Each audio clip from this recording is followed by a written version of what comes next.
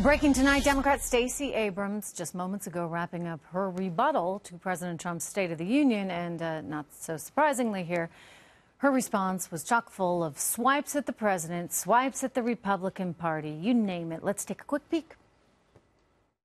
The shutdown was a stunt engineered by the President of the United States, one that defied every tenet of fairness. Families' hopes are being crushed by Republican leadership that ignores real life or just doesn't understand it. This is the next battle for our democracy, one where all eligible citizens can have their say about the vision we want for our country.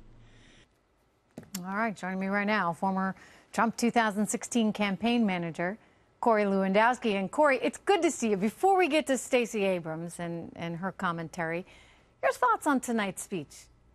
Look, I thought the president was phenomenal tonight, Trish. He spoke to not only the people in that room, but the American people in their living rooms. He talked about the story of America, how our best days are in front of us, the olive branch which he extended to the Democrats, and more importantly, highlighted the people in the audience and the success that they have had. Some amazing stories, from the young girl who raised money to help combat cancer to the survivors of gunshot victims of a terrible crime. These people are the American heroes who go unsung on a daily basis, and the president tonight highlighted those, and that makes me proud to be an American again. Well, you know, I can say, and I think I'm being fair and objective here when I look at it just analytically, right? As the speech itself, Corey, it was very, very good.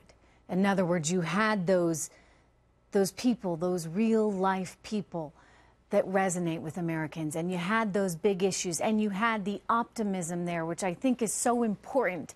And yet, even despite all that, and the connection, I think, that, as you say, he had with viewers at home, you still had Democrats really just not willing to give him an inch, not wanting to clap for things that really should be bipartisan. And I don't need to go into Alexandria Ocasio-Cortez again, but we all saw that, where she just couldn't stand up. She couldn't applaud for something as simple as saving 300 women from human traffickers. To me, that's kind of the issue you can all get behind. But, you know, for whatever reason, the Democrats are in such a position that those things are challenging. Nancy Pelosi, for one, had to encourage them to stand up when he was citing how great it is that women are now seeing their lowest level of unemployment in history. Why do they have to be told to stand up for that? You know, Trish, it was amazing because I saw them all stand up when the president highlighted that there are more women serving in Congress, say, than ever before. And that's an amazing accomplishment. But they actually stood up and cheered for themselves is what they did. Yeah. They don't cheer for the American people. They don't cheer for the jobs that have been created. And they don't cheer for the fact that this president wants to protect the people of our country from people coming across the border illegally. And I'll tell you what, we are a country that by its very nature has this notion of leaving no one behind. Our military doesn't leave our dead behind. We take care of our people. And the fact that tonight the Democrats couldn't stand up and support the notion that we're going to protect Americans from all enemies, both foreign and domestic, shows you just how broken Washington, D.C. really is. Your thoughts on Stacey Abrams? Look, I thought it was very disappointing after the president gave a very forward-facing speech, one that reached across the aisle, to come out and say that the government shutdown was a stunt. It wasn't a stunt. It was designed to make sure that we're protecting citizens in the future, your children, my children, and God forbid our grandchildren, from people who are coming across the border illegally and doing damage, doing harm, killing people.